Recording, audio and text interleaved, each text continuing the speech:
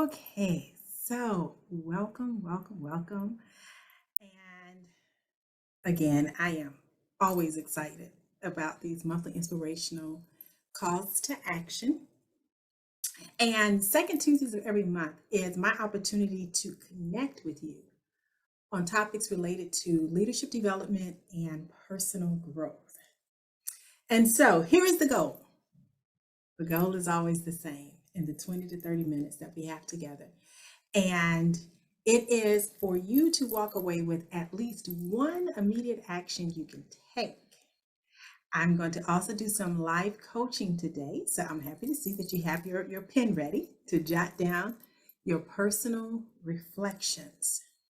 So the principles we're going to explore today will draw from content from John Maxwell's book, The 21 Irrefutable Laws of Leadership. Maxwell presents 21 laws of leadership, and in our short time today, we are going to focus on the law of magnetism, which states who you are is who you attract. So, who are you? There are 7 lenses that can be used to describe you. They are generation that you represent, attitude, background, values, energy, giftedness, and leadership ability. We're not going to focus on all 7. We're going to focus today on leadership ability and values and understanding who we are. Mark Cole, a mentor of mine, he challenged a room full of global leaders to bet on themselves. He asked a provocative question that kind of stuck with me. He told everyone, create a list of 5 people we would never break a promise to. So then, all of us present, we got our pen and paper, we wrote down the 5 people in our lives that we would never break a promise to. And then he asked, how many people put themselves on the list? Living a life of significance and contributing to the world around me, it's important to me, and I love what I get to do as a leader and a professional. And I promised myself that I would give my best to those I lead and influence. In the past, it has been challenging to the point of being almost impossible for me to find the time to attend conferences or participate in workshops because of my responsibilities and obligations. But Mark reminded me that betting on myself and keeping promises to myself, that's not selfish or optional. It is actually an intentional way for me to guarantee that I can make a significant contribution tomorrow.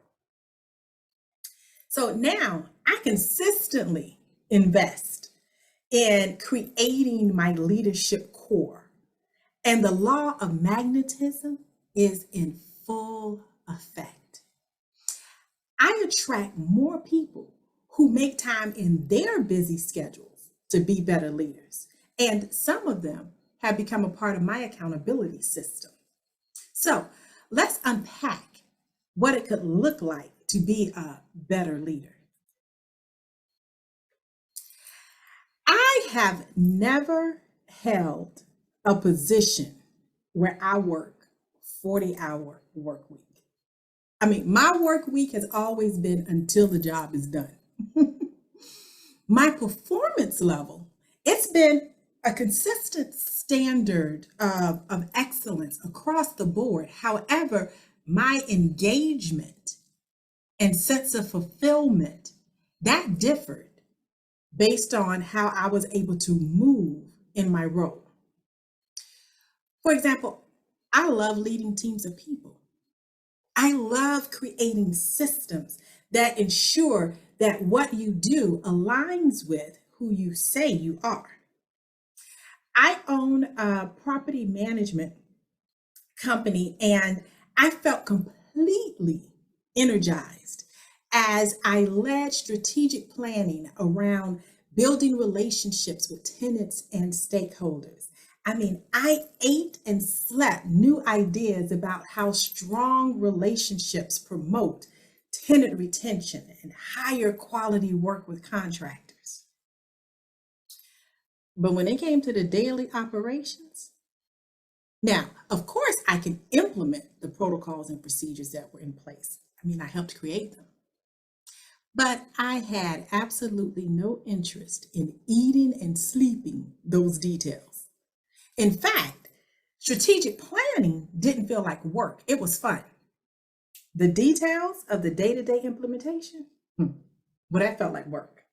And I kept trying to find ways to fire myself.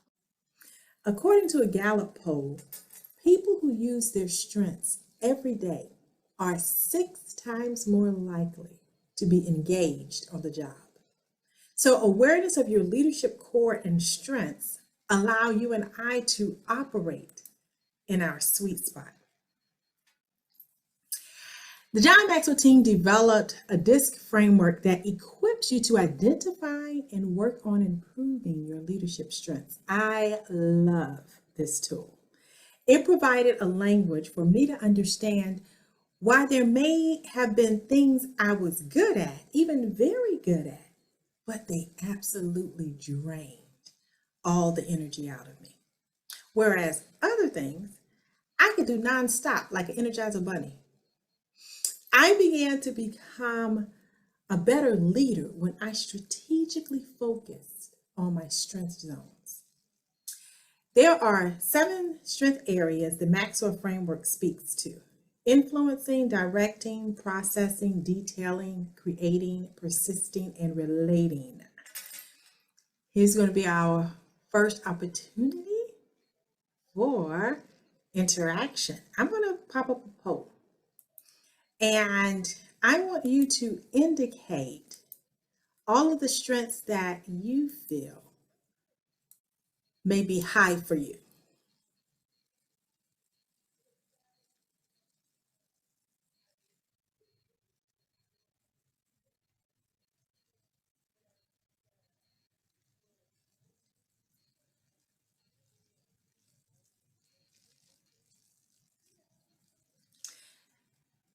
Now, Leslie, I know that you are struggling with technology. Is it easier for you to answer the poll, or there you go.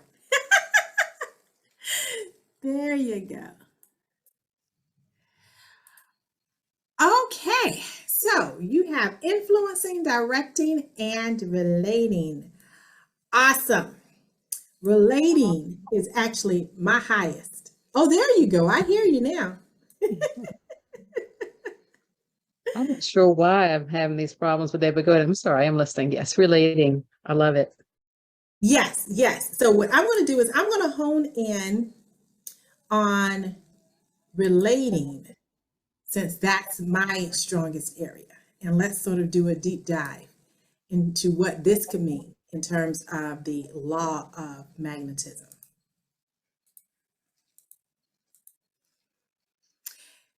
So the person with the high relating score is very people oriented. They're great networkers and encouragers.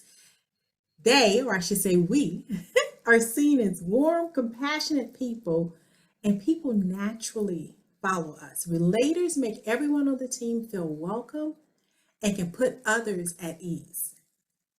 This sounds like a wonderful person that you would want as a friend. But how can this manifest as a leadership strength? I am a multipreneur and I own several businesses, and I have mission statements specific to each business. However, my core values are the same, and they reflect my leadership strength of relating. My values are responsive integrity with honest ethics. So responsive to the perspective of stakeholders and customers, integrity in execution and commitment to continual improvement, honesty that's demonstrated in regular communication and accountability, and ethics measured by kindness and empathy. So these are my core values as a leader. Now, here's the funny thing about the law of magnetism.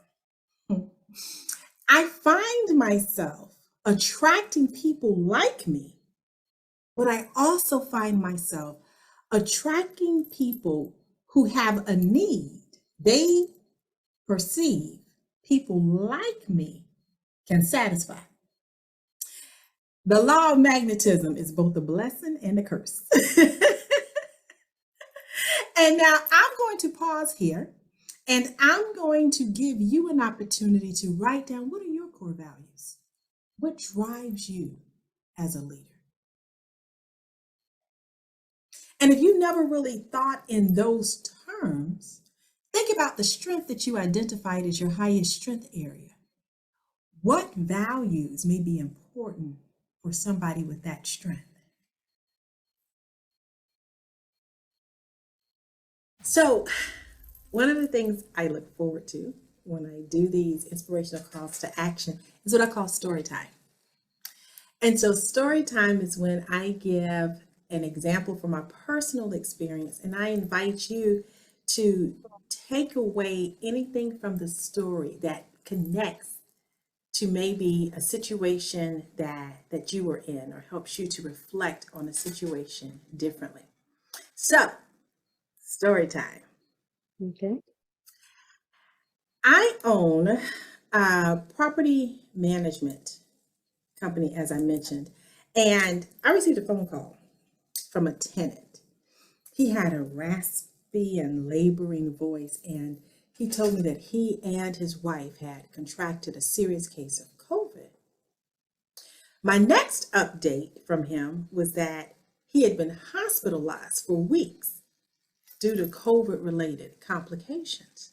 Now, it took his family nearly 2 months to recover, and in that time, there was no income coming into the house. And just when we thought that they could bring their account current, he had to take more days off work for major surgery. Murphy's Law was in full effect with his family. And when they got past the health issues, income streams they were relying on were terminated due to workflow issues caused by the pandemic. Now, each of these hardships, they were verified by my team as true, and these examples were just like the tip of the iceberg.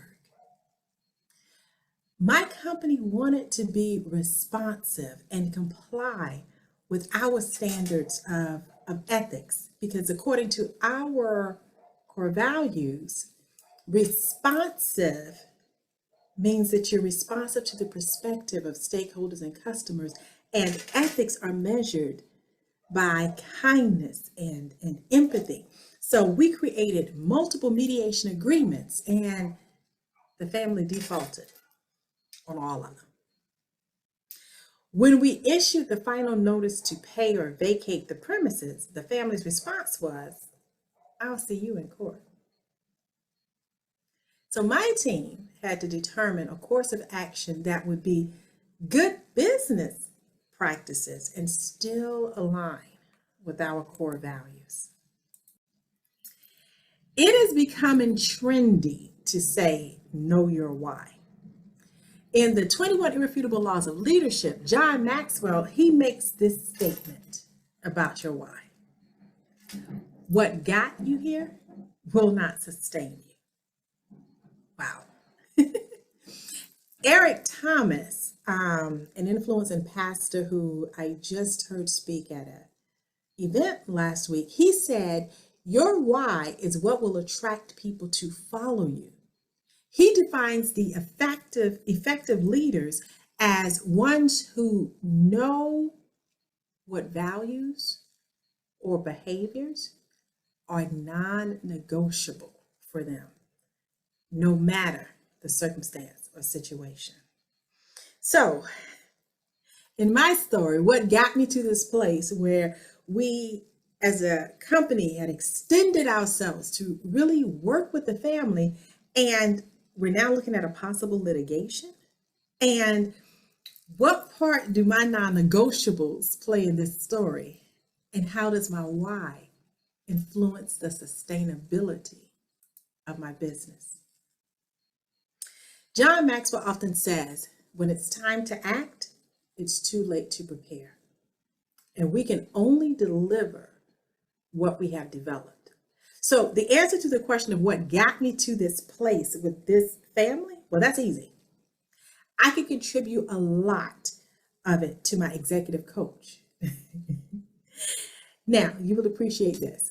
All I can say is working with coaches is not for the faint of heart.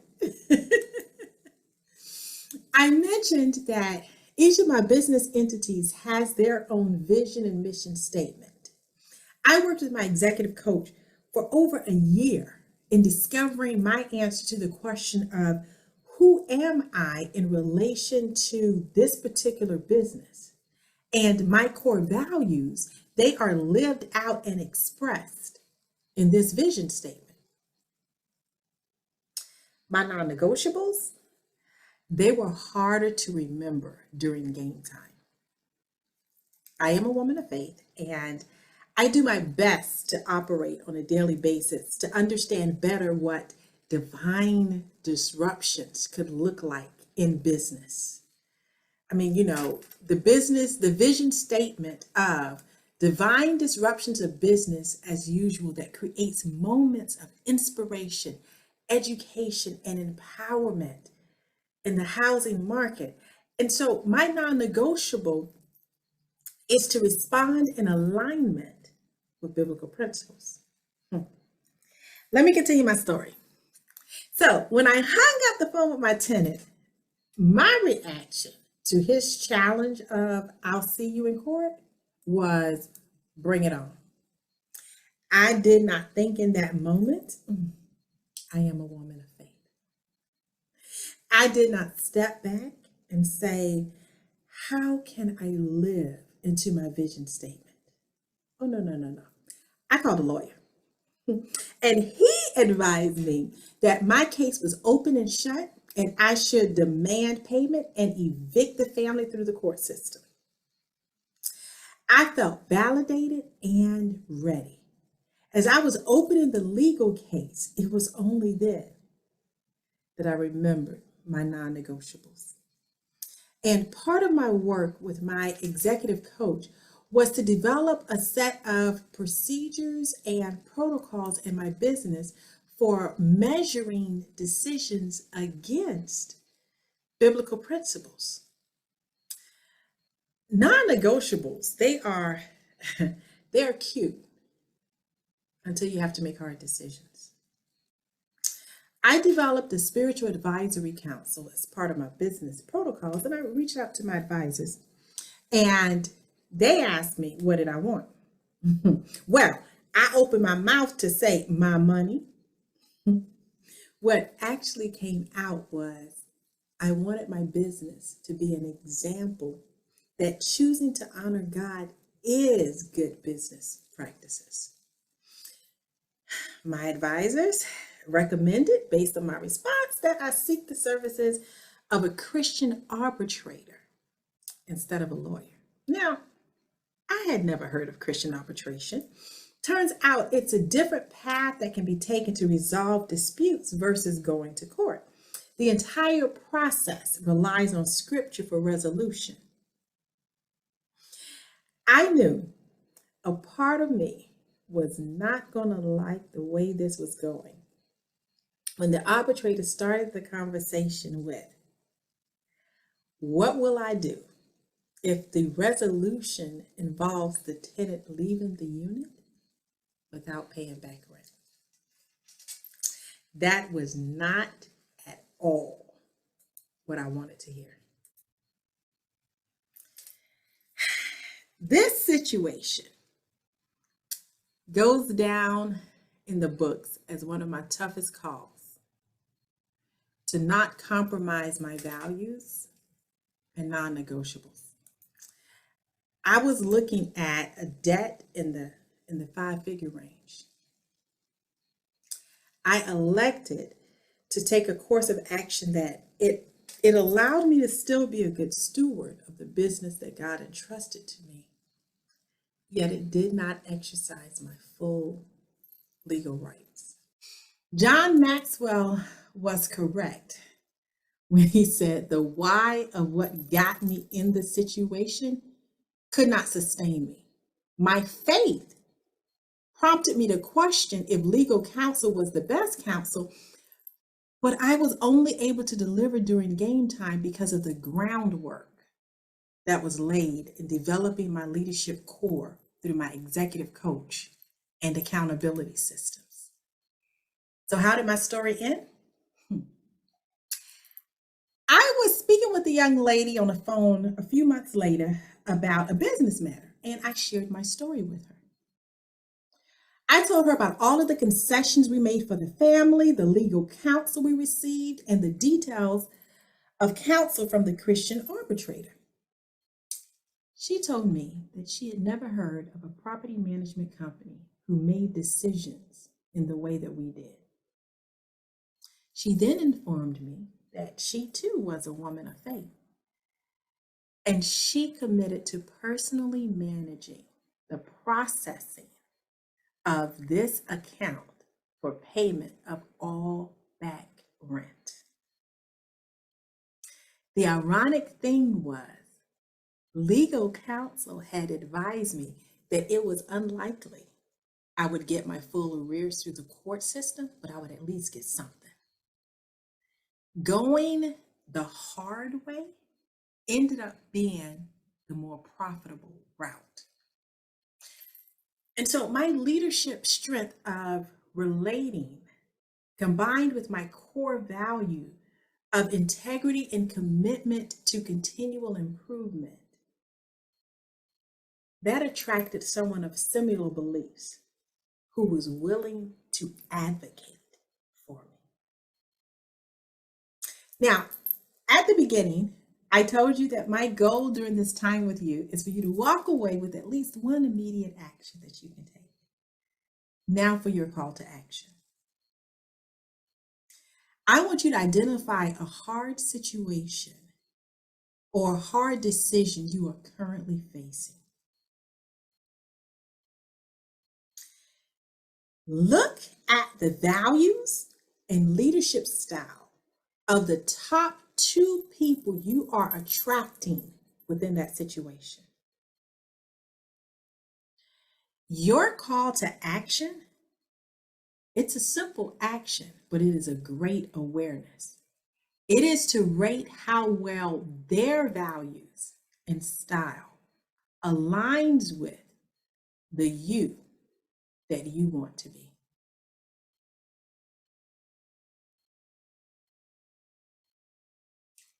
Who are you attracting?